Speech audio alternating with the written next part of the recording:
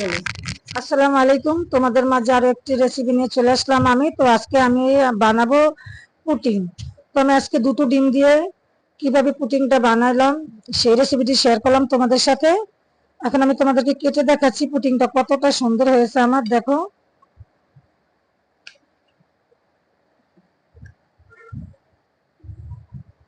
দেখো একেবারে অনেক সুন্দর হয়েছে।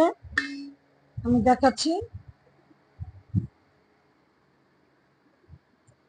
তো আমার ভিডিও যদি তোমাদের ভালো লাগে তাহলে আমার চ্যানেলটিকে সাবস্ক্রাইব করে দেবে, লাইক কমেন্ট শেয়ার করে দেবে, আমাকে একটু সাপোর্ট করো, আমার পাশে থাকো, আমার অনুরোধ রইলো।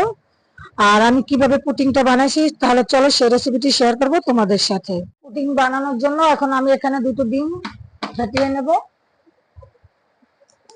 ডিমগুলো আমি দিয়ে দিলাম একটা,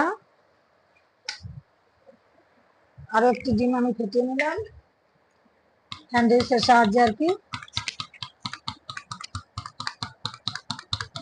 একটা হ্যান্ডউইচের মাধ্যমে ডিমগুলো আমি ফেটিয়ে নিচ্ছি। তোমরা চাইলে এটা কাঁটা চামচের সাহায্যে করে নিতে পারো। ফাটানো হয়ে গেছে। আর আমি কিন্তু লিকুইড দুধ গরম করে মানে অনেকটা ঘন হয়ে গেছে, চিনি দিয়ে এটা গরম করে নিয়েছি। এখন এই দুধটাও এর ভিতরে দিয়ে দেবো।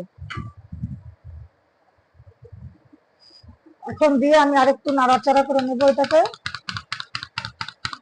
দিয়ে দেবো এলাচের গুঁড়া। তোমরা চাইলে এটা ভ্যানিলা এসেন্স দিতে পারো, আবার এটা এলাচের গুঁড়া দিয়ে করতে পারো। তাহলে যে ডিমের যে একটা এক্সট্রা গন্ধ আছে না, ওটা থাকবে না। এই কারণে আমি মনে করি ভ্যানিলা এসেন্সের থেকে এলাচের গুঁড়াটাই আরো ভালো। এই জন্য আমি ভ্যানিলা এসেন্সটা ব্যবহার করিনি, আমি এর ভিতরে এলাচের গুঁড়াটাই দিলাম। আর এখন হয়ে গেছে, এটা আমি সাইডে রেখে এখন তোমাদেরকে দেখাবো ক্যারামেল তৈরি করে। চুলা একটি প্যান বসিয়ে নিলাম ক্যারামেলটা তৈরি করার জন্য। এখন এর ভিতরে আমি দিয়ে দেবো চিনি, 1 কাপ পরিমাণ চিনি। এখন এটাকে ধরার দরকার নেই, এটা সাইড থেকে আস্তে আস্তে নিজে থেকে ক্যারামেলটা হয়ে যাবে। আর যারা একেবারে নতুন ক্যারামেল তৈরি মানে হাতে বানায় প্রথমবারের মতো বানাবেন, তারা করবেন কি চিনির সাথে একটু পানি মিশিয়ে দেবেন, তাহলে আপনাদের ক্যারামেলটা মানে নষ্ট হয়ে যাবে না, এটা হয়ে যাবে। আর আমি এর ভিতরে পানি দেব না, এটা নিজের থেকে ক্যারামেলটা গুলে ঠিক হয়ে যাবে, মানে হয়ে যাবে। তো যে ক্যারামেলটা কিন্তু হওয়া শুরু হয়ে গেছে। এটা কিন্তু এখন আমি একটু সাইড থেকে নাড়া দিয়ে দেব, যেহেতু ক্যারামেলটা আমার হইতে শুরু হয়ে গেছে। আমি কিন্তু এর মধ্যে পানি কিছুই দিই নাই, কিছুই অ্যাড করি নাই। মারবে ক্যারামেলটা গলে কিন্তু আমার এই পর্যায়ে চলে এসেছে। চুলার আঁচ কিন্তু মিডিয়ামে রাখতে হবে। এই যে আর ক্যারামেলটা বেশি কিন্তু পুড়ে গেলে কিন্তু পুডিংটা খেতে একবারে তিতা লাগবে। এই চুলাটা একবারে বন্ধ করে দিয়েছি। চুলার যে গরমের আই আছে ওটাতে আমার কেরামারটা তৈরি হয়ে যাবে। এই যে এই কালারের চেয়ে বেশি আর করার দরকার নেই। দেখা যায় যে কেরামা যদি আপনারা একবারে পুড়ে ফেলেন তাহলে পুটিংটা খেতে মজা হবে না। এই বাটিটা আমি পুটিংটা বানাবো, আগে আমি এখন কেরামারটা ওই বাটির মধ্যে ঢেলে নেবো। এইটা একটা আমি কেরামারটা সেট করে নেবো। কেরামারটাকে আমি পুরো বাটিতে এইভাবে একটু সরিয়ে দেবো, যাতে পুরোভাবে সেট হতে পারে কেরামারটা। জি, এভাবে একটু সেট করে নেবেন, এইভাবে সেট হয়ে যাবে তাহলে কেরামারটা। আমার সেট করা হয়ে গেছে। এখন এটাকে আমি সাইডে রেখে ঠান্ডা হওয়ার জন্য দেব।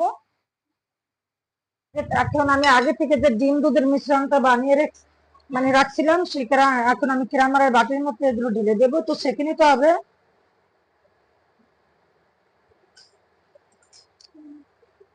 এভাবে করে একটু ছেঁকে দিলে যে ডিমের যে লাঞ্চটা থাকে না, ওটাই হয়ে যাবে। ডিমটা আমি সেঁকে নিয়ে এখন যে পুটিং করে যে বাটিটা রেখেছিলাম এটার ভিতরে মিশ্রণটা ঢেলে দিলাম। আর অবশ্যই পুটিং এর যে মিশ্রণটা, এটা আপনারা একটু সেঁকে নেবেন, কারণ যে দুধের সর থাকে, লিকুইড দুধ দিয়ে করেন বা ডিমের যে একটা ময়লা থাকে ওটা কিন্তু শাকার কারণে আলাদা হয়ে যাবে। এখন আমি এই যে এটার বাটির মুখাটা লাগিয়ে নেব।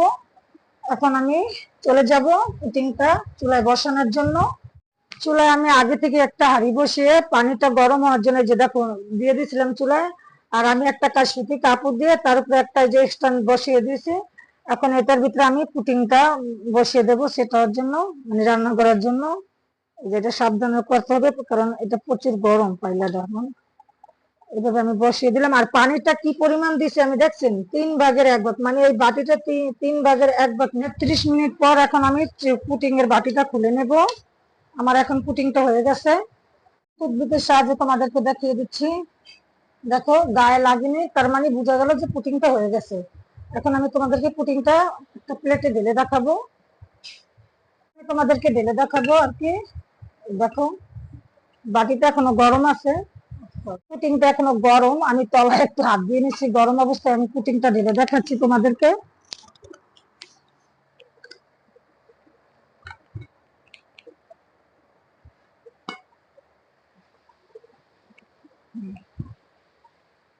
তো আমার পুটিংটা কি সুন্দর হয়েছে।